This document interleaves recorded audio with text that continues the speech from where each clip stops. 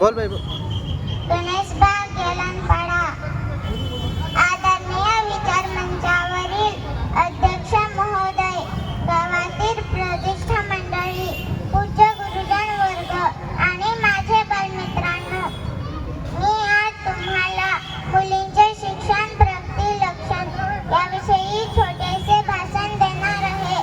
ते तुम्ही शांतपणे ऐकून घ्याल अशी नम्र विनंती करते.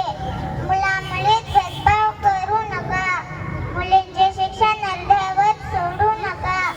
मुलापेक्षा मुलगी बरी. प्रकाश देते दोन्ही घरी. गर्भलिंग परीक्षण करू नका.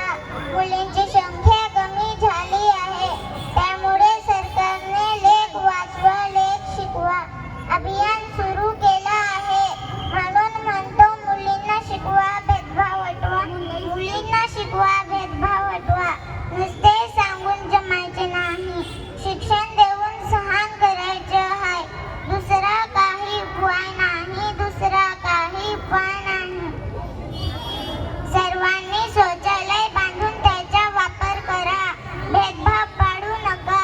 आपण सर्वजण एकाच परमेश्वराचे लेकरं आहोत. आपण सर्वजण आनंदाने व सुखाने राहू. या एवढे बोलून मी माझे भाषण संपविते.